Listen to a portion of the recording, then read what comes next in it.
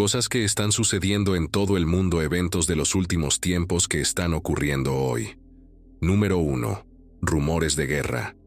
La Biblia es un libro de historia, pero es diferente a cualquier otro libro de historia disponible en cualquier biblioteca pública. La historia de la Biblia comienza con la creación de la tierra y termina con el fin del mundo. Ningún otro libro de historia ha sido publicado que cubra una gama tan amplia de eventos en el planeta Tierra, en parte porque nadie estuvo presente en el inicio para presenciarlo y documentarlo, y por lo tanto, nadie puede escribir autoritativamente sobre el comienzo de nuestro mundo. Somos las únicas personas en todo el mundo que entienden cómo terminará todo. Eso es especial. Dios no compartió lo que va a suceder a continuación con sus amigos, solo porque querían saberlo. Lo hizo para que pudieran prepararse para lo que viene.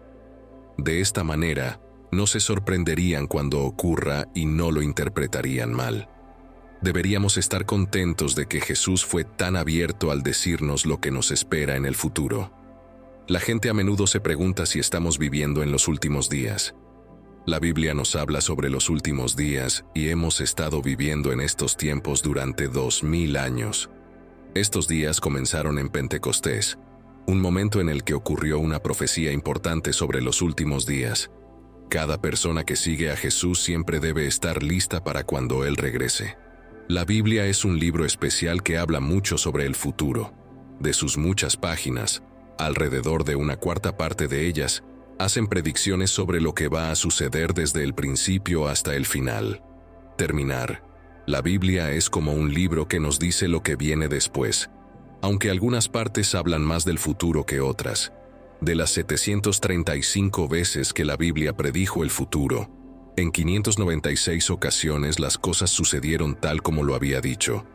Esto significa que el 81% de las predicciones de la Biblia ya se han cumplido, incluso aunque muchas se hicieron hace muchísimo tiempo. La Biblia siempre ha acertado con sus pronósticos.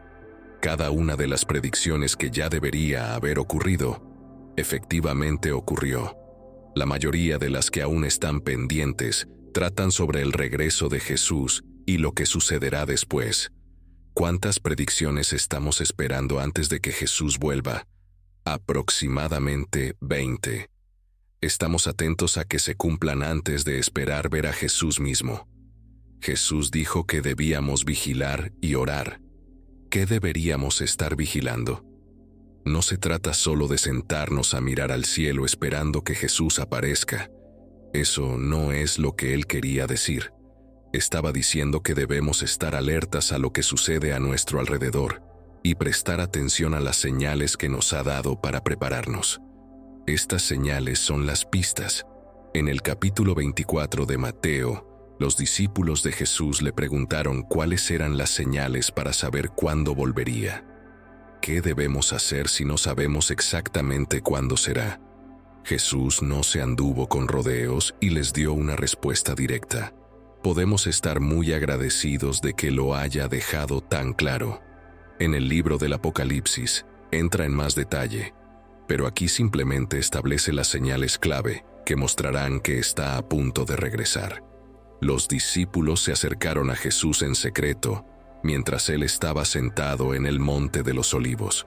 Mateo 24:3-8 dice: Mientras Jesús estaba sentado en el Monte de los Olivos, los discípulos se le acercaron en privado y le dijeron: Dinos, ¿cuándo sucederá esto y cuál será la señal de tu venida y del fin del mundo? Jesús respondió: Cuídense de que nadie los engañe, porque muchos vendrán en mi nombre diciendo: Yo soy el Mesías, y engañarán a muchos. Ustedes oirán de guerras y rumores de guerras, pero asegúrense de no alarmarse. Es necesario que todo esto ocurra, pero aún no será el fin. Nación se levantará contra nación y reino contra reino. Habrá hambres y terremotos en varios lugares. Todo esto será apenas el comienzo de los dolores de parto. En estos versículos, Jesús nos habló de 4 grandes señales que indican su regreso. Dijo que una de esas señales ya está ocurriendo, pero que las otras 3 aún no han llegado. Por eso creo que estamos al comienzo de lo que se llama los últimos tiempos. Entonces, ¿Cuáles son estas 4 grandes señales? La primera trata sobre grandes problemas globales como las guerras entre países. Estas cosas han estado sucediendo durante mucho tiempo, más de 2000 años, pero ahora están ocurriendo con más frecuencia y se sienten más intensas. Definitivamente, estamos viendo esta primera señal. Hay guerras, rumores aterradores, temblores y hambre. Jesús nos dijo que no nos dejáramos engañar. Lo dijo muchas veces. Cuanto más nos acercamos al fin, más tenemos que estar atentos, para estar atentos y no dejarnos engañar. Incluso las personas que van a la iglesia pueden ser engañadas. Nos advirtió sobre personas que pretenden ser héroes o el Mesías durante estos tiempos difíciles. Algunos de estos impostores han engañado a la gente para que los siga a lugares remotos y ha terminado muy mal. Pero hay muchos de estos falsos profetas, personas que dicen que pueden resolver todos nuestros problemas. Cuantos más problemas haya, más de estos falsos aparecerán. Pero Jesús nos dice que no nos preocupemos, no nos alteremos demasiado cuando oigamos sobre otra pelea o evento triste. Nos dijo algo impactante. Aunque estos eventos sean tristes, no son el final. Son como la parte difícil antes de que algo nuevo y bueno nazca. Cuando oímos sobre estos problemas, significa que algo nuevo está en camino. Esto debería hacernos pensar de manera diferente. Sabemos lo que va a pasar en el mundo. No deberíamos alterarnos ni asustarnos como otras personas podrían hacerlo. Los problemas en el mundo son como los tiempos difíciles antes de que algo nuevo y bueno llegue. Así que somos diferentes. Nos sentimos tristes por las personas que están pasando por momentos difíciles y tratamos de ayudar. Pero en el fondo, no estamos asustados, estamos esperanzados. Esperamos con ansias que algo nuevo y bueno salga de todo esto. Así que no nos deprimimos ni nos asustamos por todos los problemas. En resumen, Jesús nos diría que no entremos en pánico, que no nos preocupemos demasiado, sino que incluso nos regocijemos y digamos todas estas cosas. El apóstol Pedro nos dice lo que debemos hacer mientras esperamos por los últimos tiempos. En 2 Pedro 3, 11, 12 dice: puesto que todo a nuestro alrededor va a ser destruido de esta manera, ¿qué vidas santas y piadosas deberían vivir, esperando ansiosamente el día de Dios y apresurándolo? En ese día, Él incendiará los cielos y los elementos se derretirán en las llamas. Sabemos que entonces veremos la nueva creación donde habita la justicia. Versículo 13. Por lo tanto, vivir anticipando el regreso de Cristo requiere que llevemos una vida de santidad y constante preparación. El espíritu del anticristo ha llegado. Ahora me gustaría discutir una de las principales manifestaciones del reino de Satanás. Esta oposición se manifiesta en lo que yo llamo el espíritu del anticristo. Esto, como veremos, es distinto de la persona llamada el anticristo, quien a su vez es diferente de los muchos anticristos que han surgido a lo largo de la historia. Este espíritu y estas personas son explicados en las enseñanzas de Juan. Queridos hijos, la última hora está aquí. Han oído que el anticristo viene y ya han aparecido muchos de esos anticristos.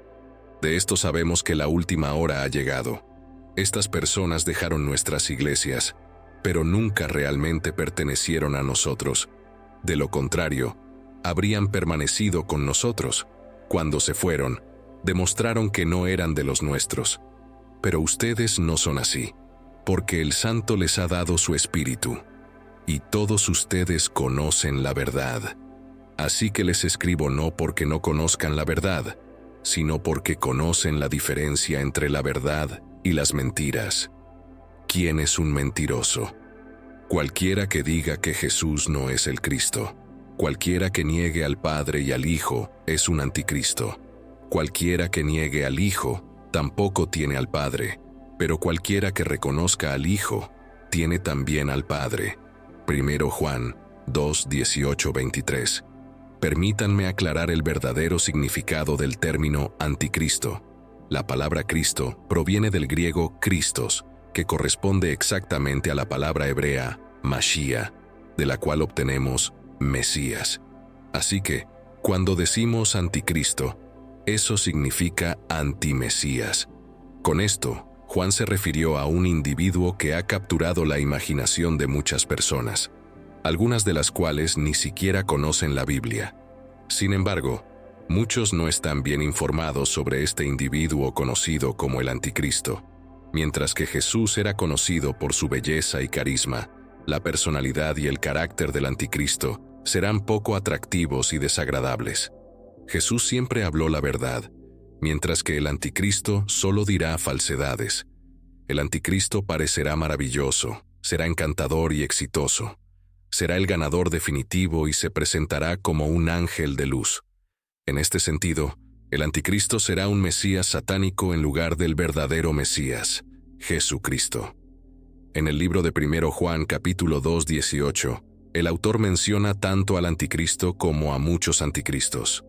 Según el texto, hay un espíritu asociado con el anticristo, y este espíritu eventualmente llevará a la aparición del anticristo, quien liderará a la humanidad en una rebelión contra Dios durante los últimos tiempos.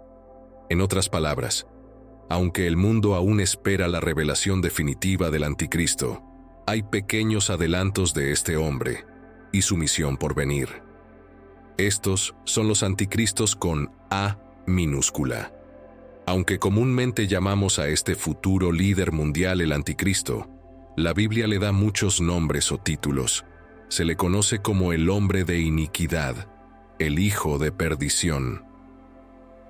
Dunas Tesalonicenses 2:3 dice: No se dejen engañar por lo que dicen, porque ese día no vendrá hasta que haya una gran rebelión contra Dios y se revele Eliú, hombre de iniquidad, el que trae destrucción.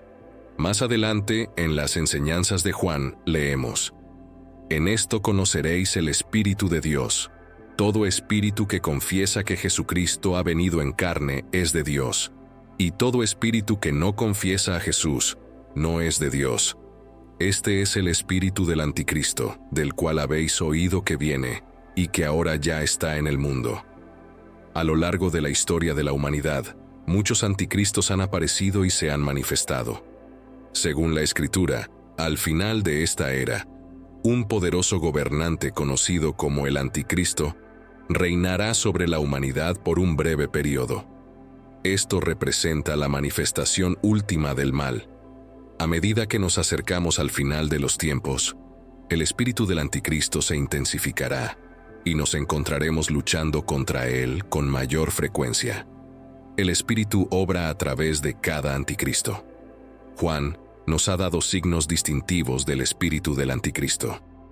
Estos son: la marca del espíritu del anticristo es que niega que Jesús es el Mesías, como vemos en 1 Juan 2:22.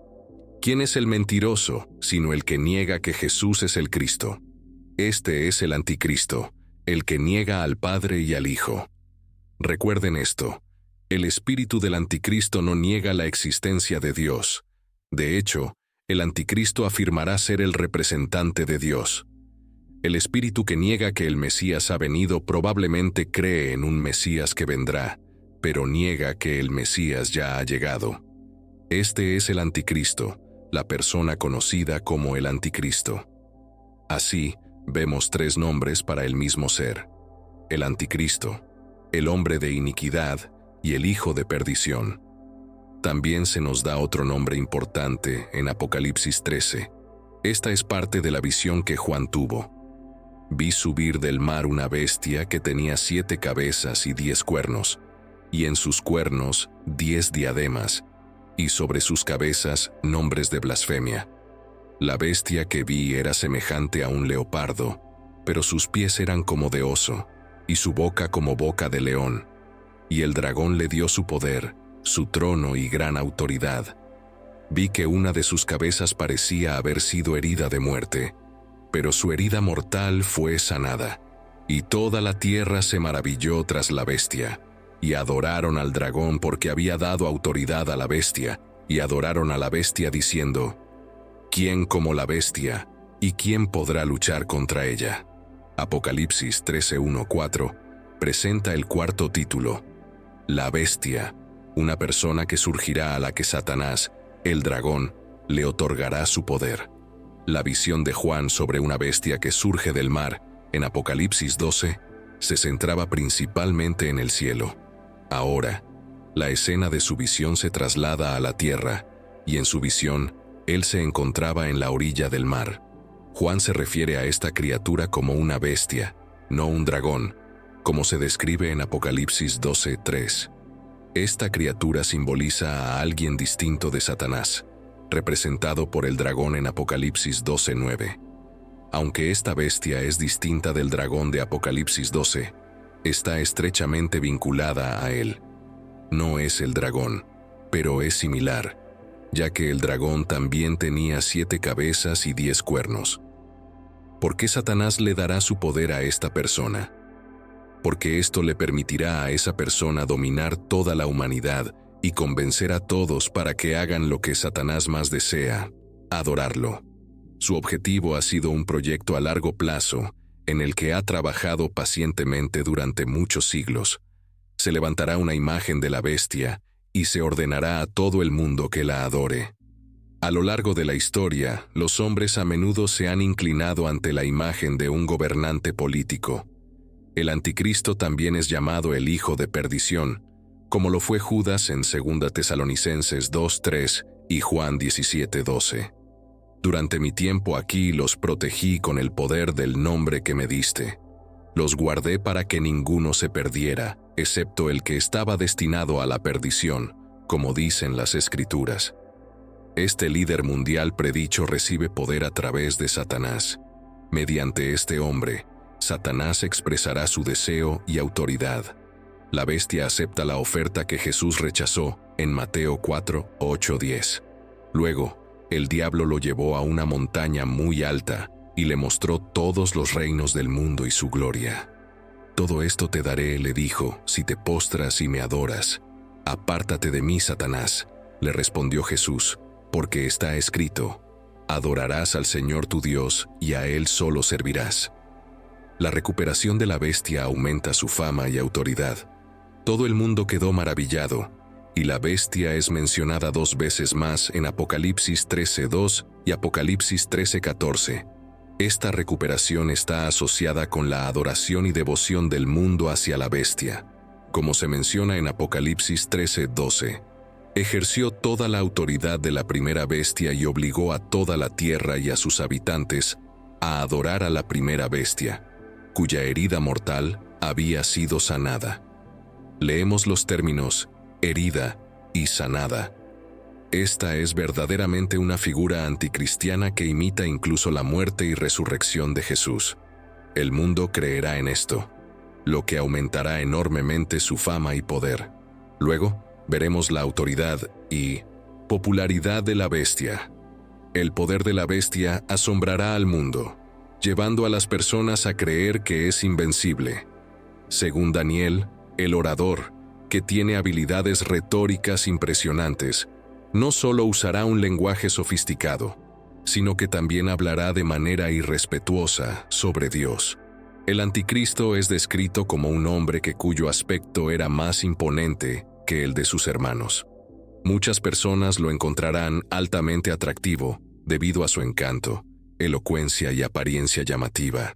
El anticristo avanzará de ser un líder regional a un líder mundial, convirtiéndose en un tirano global despiadado y, finalmente, en un dios. Las blasfemias de la bestia. Apocalipsis 13:5-6. Entonces se le permitió a la bestia hablar grandes blasfemias contra Dios, y se le otorgó autoridad para hacer lo que quisiera durante 42 meses. Y habló palabras terribles de blasfemia contra Dios, difamando su nombre y su morada, es decir, aquellos que habitan en el cielo.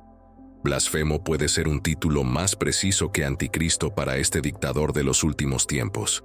Este individuo es alguien que habla en contra de Dios y se opone a todo lo que Dios representa, incluyendo su nombre, su lugar de morada y los habitantes del cielo. Algunos emperadores romanos blasfemaron contra Dios de esta manera, pero no cumplieron estas profecías, aunque sí las prefiguraron.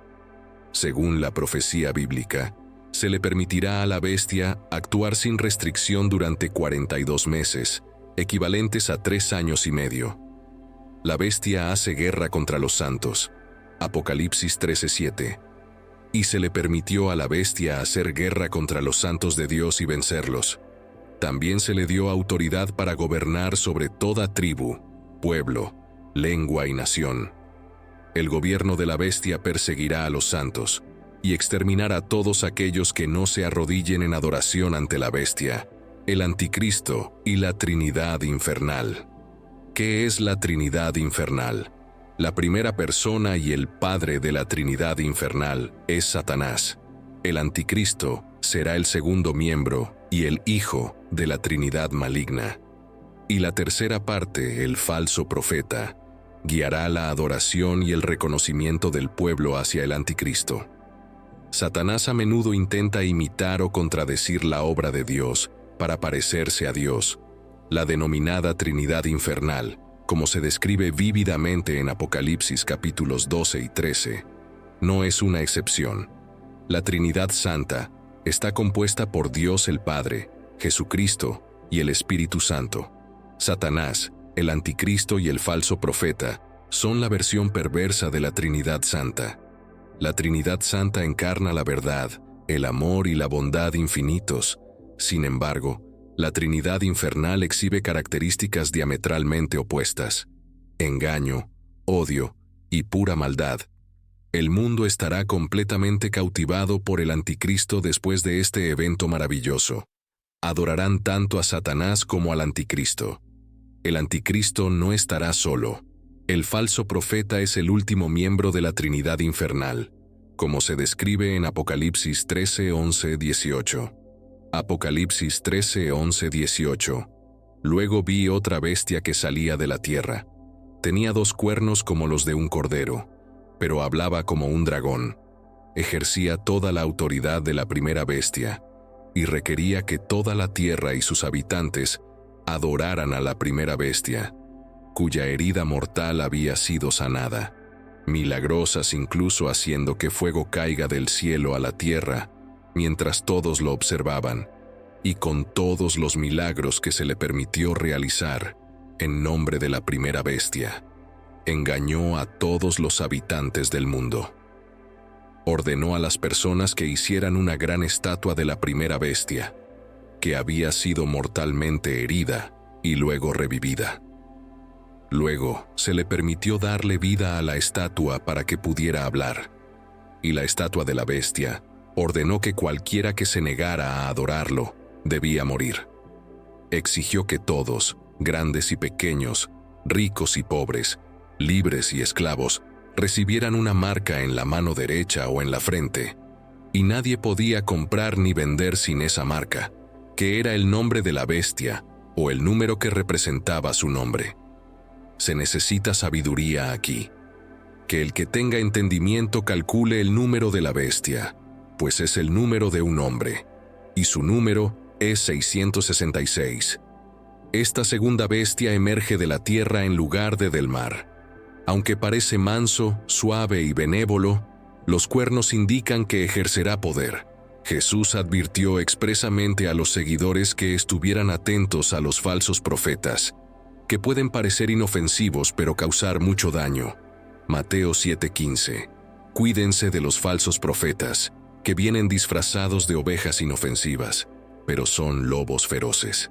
Según Apocalipsis 13:13, el falso profeta tiene la capacidad de realizar milagros impresionantes, incluyendo la invocación de fuego desde el cielo, enviar una imagen del anticristo para ser adorada, darle vida a la imagen, exigir que todas las personas adoren la imagen y ejecutar a aquellos que se nieguen a adorarla.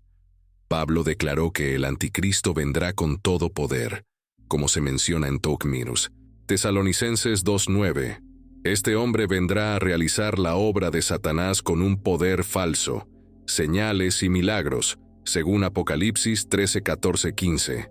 Con todos los milagros que se le permitió realizar en nombre de la primera bestia, engañó a todas las personas del mundo. Ordenó a la gente que hiciera una gran estatua de la primera bestia, que había sido mortalmente herida y luego revivió. Luego se le permitió darle vida a la estatua para que pudiera hablar. La estatua de la bestia ordenó que cualquiera que se negara a adorarlo debía morir. Se dice que el falso profeta exigirá que todas las personas reciban una marca permanente, similar a cómo se marcaban a los esclavos en el pasado, para mostrar su lealtad completa al anticristo y su rechazo a Dios. Esta marca será necesaria para participar en cualquier transacción comercial y aceptarla resultará en muerte eterna, como se menciona en Apocalipsis 14:10. Según la Biblia, aquellos que acepten la marca no solo están aceptando un sistema económico, sino también un sistema de adoración que rechaza a Jesucristo. El número de la bestia se revela en Apocalipsis 13:18, siendo 666. Leemos sobre una marca en su mano derecha o en sus frentes. Satanás no está creando un ser. Todo lo que puede hacer es imitar a Dios. No es sorprendente que esto también sea una parodia satánica de algo que Dios hará. Imita la marca de Dios sobre su pueblo, como se menciona en Apocalipsis 7:3-4. No dañen la tierra, ni el mar, ni los árboles, hasta que hayamos sellado a los siervos de nuestro Dios en sus frentes. Y oí el número de los sellados, 144,000 sellados de cada tribu de los hijos de Israel. Refugios subterráneos. ¿Menciona la Biblia eventos actuales como los multimillonarios construyendo búnkers? Si es así, ¿indica esto el cumplimiento de las profecías del fin de los tiempos mencionadas en la Biblia? Para explicar el tema, es necesario abordar 3 enigmas complejos. Vamos a desglosarlos en términos más simples y discutir cómo se relacionan. Enigma 1. La profecía. Apocalipsis 6:15-16. Entonces los reyes de la tierra, los grandes, los comandantes, los ricos, los poderosos y todo esclavo y libre, se escondieron en las cuevas y entre las rocas de las montañas, y decían a las montañas y a las rocas: caigan sobre nosotros y escóndanos de la vista de aquel que está sentado en el trono y de la ira del Cordero. Los búnkers aparecen en Apocalipsis 6 y Apocalipsis 6:6 cubre a Satanás en la tierra.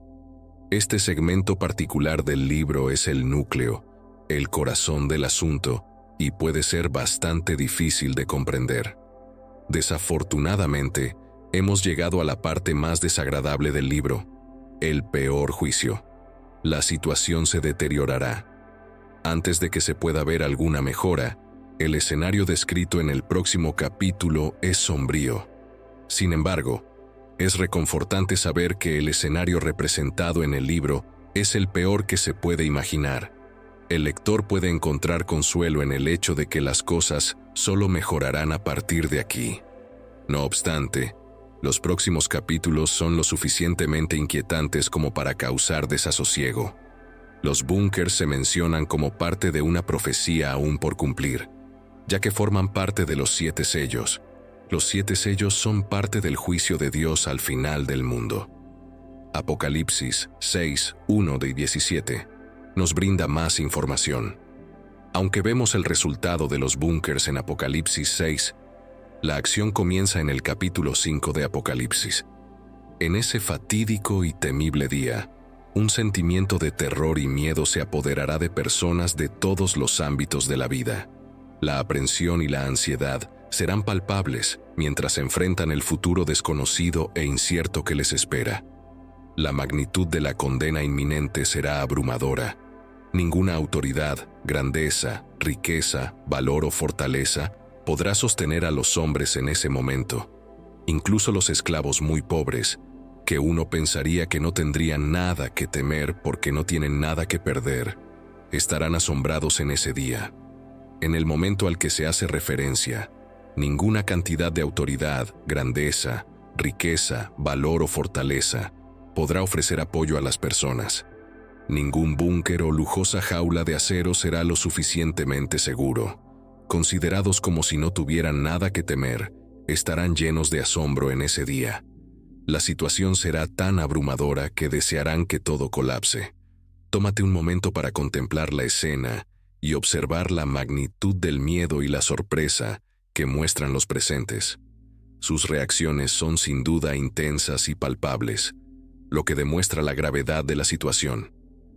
En tiempos de esta extrema adversidad, su estado emocional se volverá tan intenso que podrían sentir que están siendo llevados al límite. El peso de sus problemas y dificultades puede volverse tan insoportable que sentirán que no tienen otra opción que rendirse.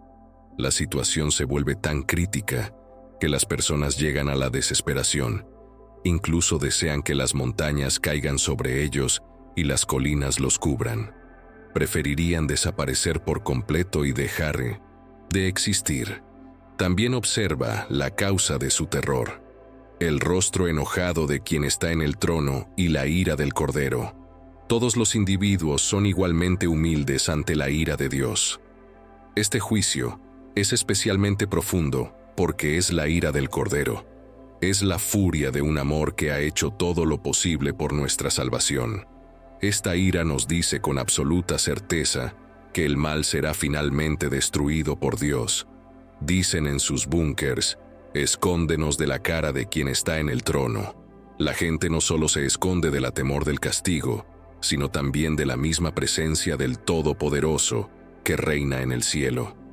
Lo que más aterra a los pecadores no es solo la idea de morir, sino la presencia imponente y abrumadora de Dios mismo.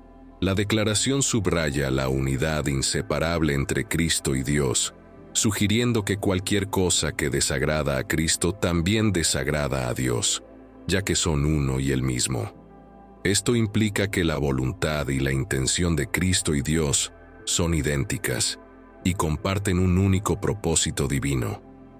Aunque Dios es invisible, puede hacer que los habitantes de este mundo sientan su severo descontento.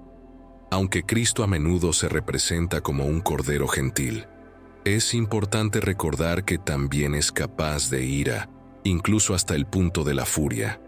La ira del Cordero es extremadamente aterradora. Si el mismo que nos salva de la ira de Dios se convierte en nuestro enemigo, ¿quién intercederá por nosotros? Aquellos que caen víctimas de la ira del Redentor estarán sin esperanza. Su destino será sellado, sin posibilidad de redención. Este es el fondo más profundo de desesperanza y desesperación. A lo largo de la historia se ha observado que los individuos reciben oportunidades y períodos de gracia para enmendar sus pecados. De manera similar, Dios también tiene su propio día de ira justa, un día en el que todos los pecadores tendrán que enfrentar las consecuencias de sus malas acciones. Este día será tan aterrador que incluso los pecadores más valientes no podrán soportar la presencia de Dios.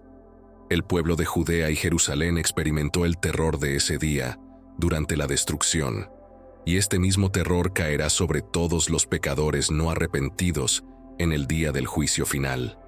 La angustia, el miedo y la desesperación que los pecadores experimentarán en ese día serán inconmensurables. La ira del Cordero es un fenómeno que lleva a los seres humanos, en tiempos de dificultad, a buscar desesperadamente refugio y seguridad donde puedan encontrarlo.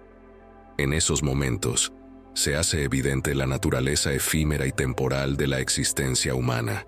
La agitación en el cielo no es un evento ordinario, sino una advertencia de un terror aún mayor que está por venir. Es la expresión de la ira de Dios, una fuerza aterradora y sobrecogedora que va más allá de la comprensión humana. La expresión «la ira del Cordero» es una frase inusual utilizada por personas aterrorizadas para describir las calamidades que experimentan. Cabe señalar que no consideran al Cordero de Dios, que dio su vida por los pecados humanos, ni a Dios, que envió a su Hijo a morir, como la causa de sus calamidades. En cuanto a la profecía del becerro rojo, recientemente se ha hablado mucho sobre el becerro rojo en Israel, lo que ha llevado a muchas personas a pensar que el regreso de Jesús está cerca. ¿Por qué es esto así? ¿Cuál es la importancia de un becerro rojo en relación con los tiempos finales?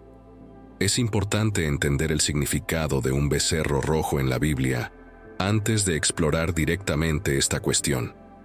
Para cumplir con los mandatos de la ley del Antiguo Testamento, un becerro rojo El becerro rojo era necesario para la purificación de los israelitas de la impureza.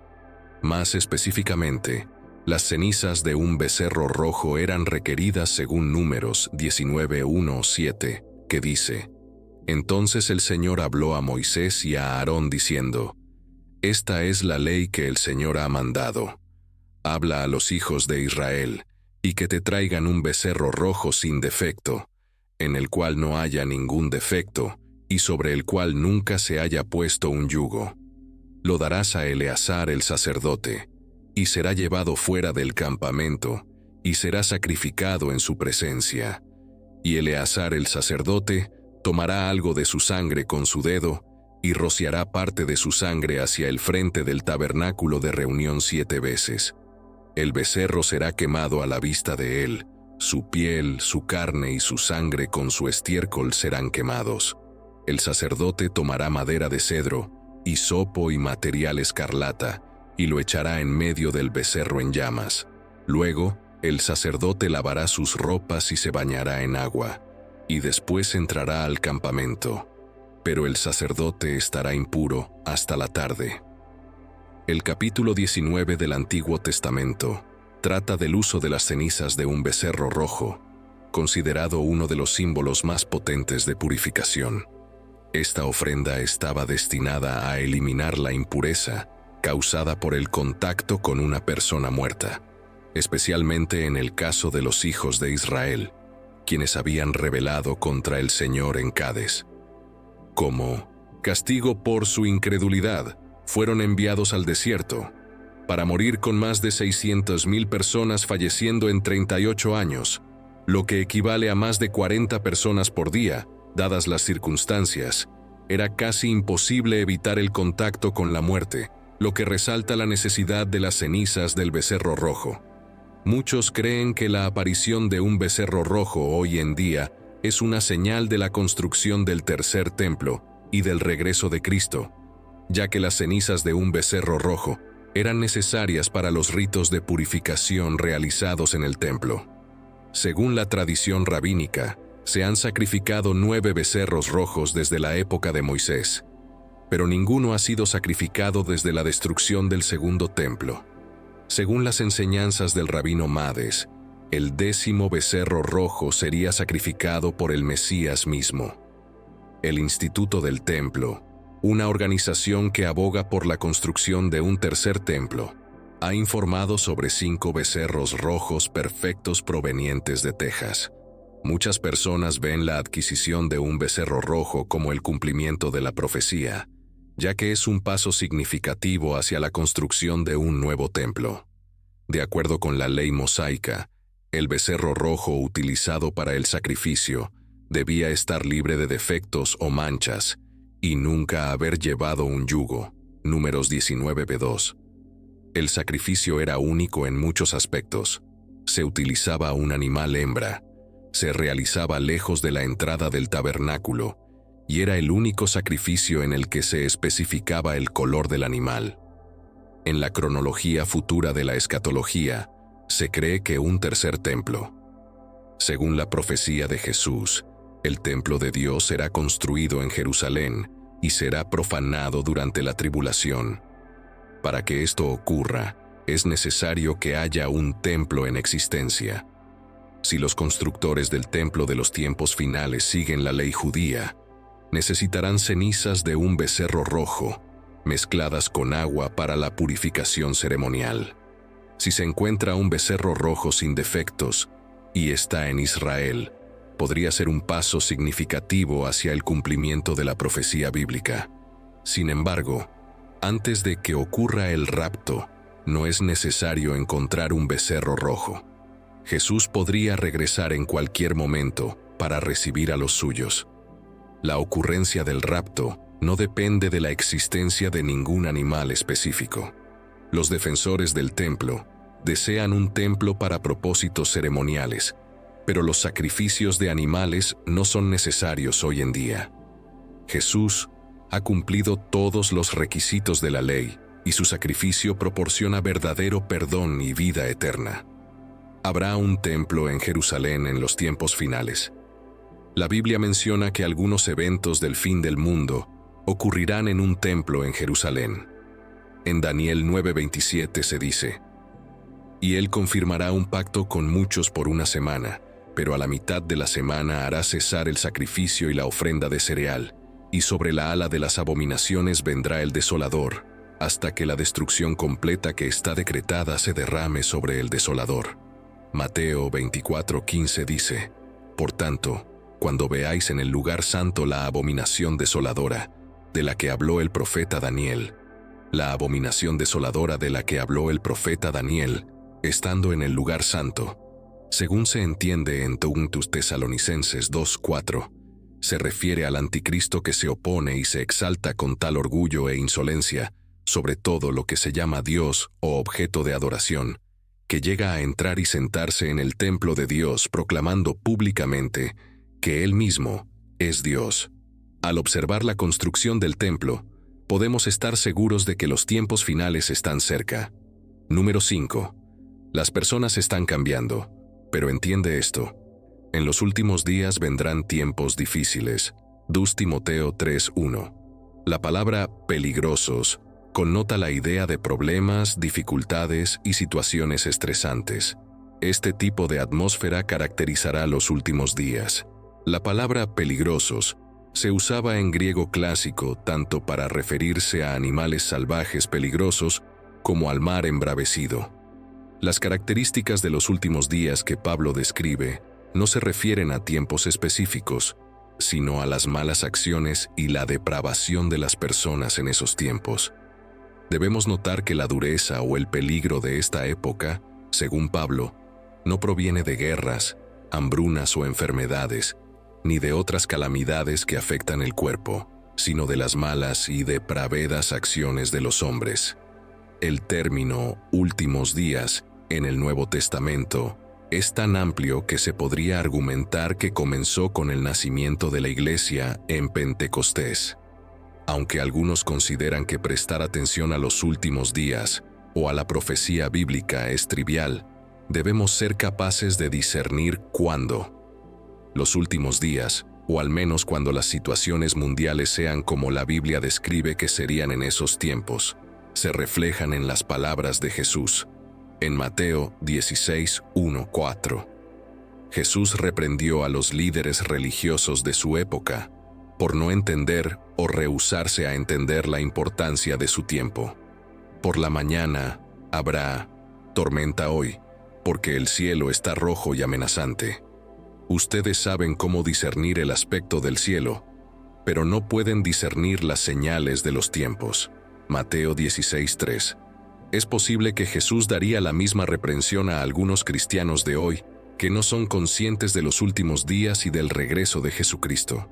Pablo describe la condición humana en los últimos días, porque los hombres serán amadores de sí mismos, avaros, vanagloriosos, soberbios, blasfemos, desobedientes a los padres, ingratos, impíos, sin afecto natural, implacables, calumniadores, intemperantes, crueles, aborrecedores de lo bueno, traidores, temerarios, envanecidos, amadores de los placeres más que de Dios, que tendrán apariencia de piedad, pero negarán la eficacia de ella. A estos evita. 1 Timoteo 3:2-5. Los hombres serán amadores de sí mismos, lo cual es definitivamente característico de nuestra época actual, donde las personas están motivadas a amarse a sí mismas. No es casualidad que la primera de estas cualidades sea una vida centrada en el amor propio. El amor propio es el pecado primario del cual fluyen todos los demás. El punto es que un hombre hace de su propia voluntad el centro de su vida, destruyendo así las asociaciones divinas y humanas, y la obediencia a Dios y la caridad hacia los demás. En los últimos días, tanto el amor propio como los otros comportamientos mencionados se volverán cada vez más evidentes. El amor propio encabeza la lista porque es la esencia de todo pecado y la fuente de todas las demás características. El término filautia se refiere a los amantes de sí mismos y denota el hecho de que el centro de gravedad del ser humano natural es él mismo en lugar de Dios. Los hombres serán amantes del dinero. El amor al dinero no es algo nuevo, pero hoy en día, las personas tienen más oportunidades que nunca para perseguir este amor. Los hombres serán jactanciosos, orgullosos y blasfemos. Aunque la jactancia, el orgullo y la blasfemia no son novedades, parecen ser más prevalentes que nunca en la actualidad. Tanto la jactancia como la blasfemia hacen que cada persona actúe como si fuera la más importante, desestimando a los demás y a Dios. En la actualidad, estos comportamientos se encuentran en todas partes, especialmente entre los ídolos de nuestra cultura. Muchas personas llegan a ser ricas a través de la jactancia calculada, el orgullo y la blasfemia. Los hombres serán ingratos, impíos, sin amor y sin perdón. Estas características han formado parte de la humanidad desde tiempos de Adán, pero según Pablo, serán especialmente prevalentes en los últimos días. Sin amor se traduce como sin afecto natural, lo que literalmente significa sin amor familiar. Según Pablo, los tiempos finales se caracterizarán por un creciente desprecio por el amor y las obligaciones familiares normales. Otra característica es que los hombres serán calumniadores. Siempre ha habido personas que cuentan mentiras dañinas sobre los demás. Además, los hombres serán descontrolados. La falta de autocontrol es una historia antigua y su prevalencia aumentará en los últimos tiempos. Hoy en día, es evidente que la falta de control afecta casi todos los aspectos de nuestras vidas. Deseo, píldoras, alcohol, comida, trabajo, lo que sea que hagamos, a menudo lo hacemos sin control. Los hombres serán crueles. La crueldad y la brutalidad no son novedades en el mundo, pero Pablo, inspirado por el Espíritu Santo, escribió que los últimos días estarán marcados por una brutalidad particular. Los hombres serán traicioneros, obstinados, arrogantes, y buscarán el placer en lugar de a Dios. Estas características están relacionadas con el egoísmo. Los hombres son traicioneros por egoísmo, son obstinados por egoísmo, son arrogantes por egoísmo, y buscan el placer en lugar de a Dios por egoísmo. No estamos obligados a elegir entre placer y Dios. Servir a Dios es la mayor alegría. Según el Salmo 16:11, en tu presencia hay plenitud de gozo, delicias a tu diestra para siempre. Sin embargo, debemos elegir entre amar el placer o amar a Dios. Muchos placeres provienen de vivir para Dios, pero solo si amamos a Dios primero y rechazamos amar el placer en sí mismo. Tener una apariencia de piedad, pero negando su poder, es una característica de nuestro mundo obsesionado con el yo. Las personas se sienten libres de practicar una religión a la carta, eligiendo lo que les conviene. Se sienten libres de ser espirituales, pero no se sienten obligadas a ser bíblicas. El poder de la piedad que los hombres despreciarán en los últimos días es el poder que debería guiar sus vidas, es decir, la autoridad legítima. Hoy en día, muchos rechazan que Dios tenga el poder para decirles qué hacer. De acuerdo con su palabra, para tales personas, aléjate. La orden de evitar a las personas que exhiben las características mencionadas en esta lista es especialmente difícil en nuestra época actual. Las personas que presentan estas actitudes no solo son comunes hoy en día, sino que a menudo son considerados héroes culturales. Los cristianos tienen la responsabilidad de apartarse no solo de estas actitudes, sino también de quienes las practican. Muchos prestan poca atención a la compañía que mantienen, pero si pasamos tiempo con individuos así, ya sea personalmente o al permitirles entretenernos, ellos nos influirán. Como Pablo señaló en 1 Corintios 15:33, no os engañéis. Las malas compañías corrompen las buenas costumbres. Entre estos, algunos se infiltran en los hogares y cautivan a mujeres débiles, cargadas de pecados y arrastradas por diversas pasiones. 2 Timoteo 3:6. Pablo estaba consciente de que tales peligros existían en el mundo durante su tiempo y que se volverían aún más prevalentes en los últimos días antes del regreso de Jesucristo. Por otro lado, él parecía particularmente preocupado de que estos males encontraran su camino en los hogares. Es una cosa que tales males existan en el mundo, y otra muy diferente es darles la bienvenida en nuestro propio hogar. Uno debería examinarse para determinar si, de hecho, es uno de los cautivos a los que se refiere Pablo, quienes están prisioneros por la influencia del rechazo de Dios y la celebración del yo en estos tiempos finales. Una forma particular de identificar y alejarse de cualquier tipo de influencia mundana es observar si hay cadenas que dificultan tu escape. Intenta pasar una semana sin traer nada asociado con el espíritu de los últimos días a tu hogar y observa si es posible liberarte de las ataduras que te mantienen unido a esas cosas. Pablo también menciona cómo la gente es arrastrada por diversos deseos. Claramente, el espíritu de los últimos días nos atrae al despertar varios deseos dentro de nosotros. Apela a nuestro deseo de estimulación o a satisfacer nuestras ansias de comodidad, riqueza o estatus. Siempre aprendiendo y nunca llegando al conocimiento de la verdad, el espíritu de los últimos días posee una inteligencia particular. Los líderes de este espíritu saben cómo manipular y desviar nuestra atención mediante diversos deseos, pero a pesar de su habilidad en marketing, brillantez y conocimiento, nunca llegan a la verdad. De hecho, el espíritu de los últimos días tiene problemas con la idea misma de la verdad. Un ejemplo de esta corrupción humana es Janes y Jambres, quienes se opusieron a Moisés, segundo Timoteo 3, 8, 9. Así como Janes y Jambres se opusieron a Moisés, estos hombres también se oponen a la verdad. Son hombres de mente depravada, sin valor respecto a la fe, pero no avanzarán más, pues su necedad será evidente para todos, así como lo fue la de Janes y Jambres. Aunque Janes y Jambres no están mencionados en el relato del Éxodo, estos dos los hombres son los magos egipcios que se opusieron a Moisés ante el faraón.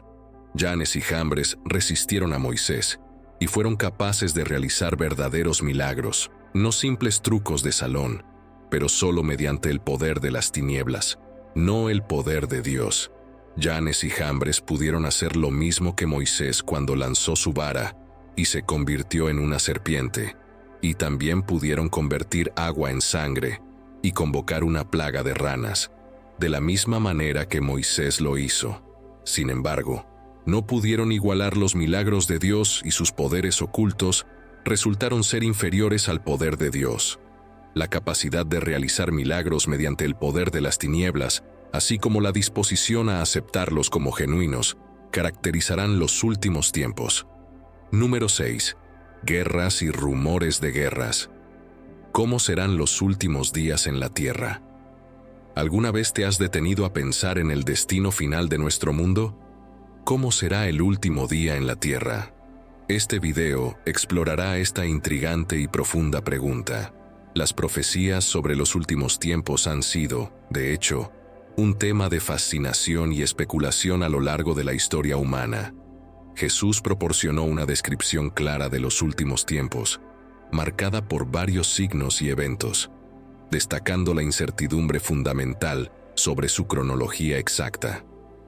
Existen diversos fenómenos que precederán al final, incluyendo falsos profetas y guerras, y rumores de guerras, hambres y terremotos en diversos lugares. Mateo 24, 4, 8. Estos eventos a menudo se interpretan como el comienzo de los dolores de parto, sugiriendo un periodo de creciente conmoción que conduce al fin. Jesús mencionó que habría guerras y rumores de guerras, pero aconsejó no alarmarse, ya que estas cosas deben suceder, pero el fin aún no ha llegado. Oiréis de guerras y rumores de guerras, pero mirad que no os turbéis, porque es necesario que todo esto acontezca, pero aún no es el fin. Mateo 24:6. Algunas historias del Antiguo Testamento establecen conexiones con el concepto de los últimos tiempos, tal como se representa en el Nuevo Testamento. Una de estas historias es la ascensión y caída de reinos en el libro de Daniel, especialmente en Daniel 2:7, donde el profeta Daniel interpreta sueños y visiones que simbolizan una serie de imperios y conflictos. El rey Nabucodonosor de Babilonia tuvo un sueño sobre una estatua hecha de diversos materiales: oro, plata, bronce, hierro y arcilla, que representaban diferentes reinos. Después de ti se levantará otro reino inferior al tuyo, luego un tercer reino de bronce, el cual dominará sobre toda la tierra, y habrá un cuarto reino, fuerte como el hierro. Así como el hierro desmenuza y rompe todo, así como el hierro que rompe todo, hará pedazos y desmenuzará todos estos. Daniel 2:39-40. Este sueño simbolizaba una secuencia de imperios y los conflictos y guerras asociados con ellos, su ascenso y caída. En el Nuevo Testamento, Jesús y otros escritos a menudo mencionan guerras y conflictos como señales que preceden el fin de los tiempos. Número 7. El Evangelio predicado en todo el mundo. Una señal importante antes del fin es que el Evangelio será predicado en todo el mundo. Y será predicado este Evangelio del reino en todo el mundo, para testimonio a todas las naciones, y entonces vendrá el fin. Mateo 24:14. Una de las narrativas clave en la Biblia que ejemplifica el concepto del Evangelio siendo predicado globalmente es la historia de los viajes misioneros del apóstol Pablo. Los viajes de Pablo, detallados en el libro de los Hechos, muestran la expansión del Evangelio a diferentes regiones del mundo antiguo. Pablo, originalmente conocido como Saulo, era un ferviente perseguidor de los cristianos.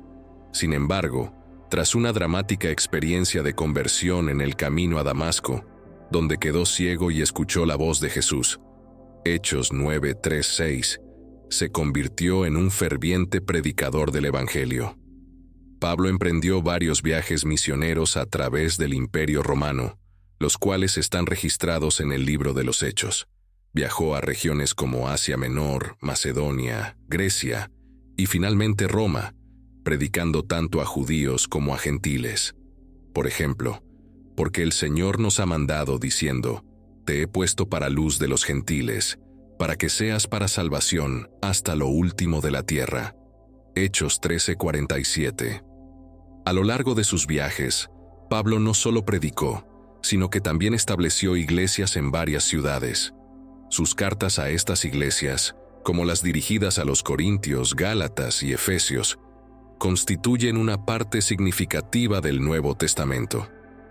El trabajo misionero de Pablo desempeñó un papel crucial en la expansión del cristianismo más allá de las comunidades judías y hacia el mundo gentil, convirtiéndolo en una fe verdaderamente global.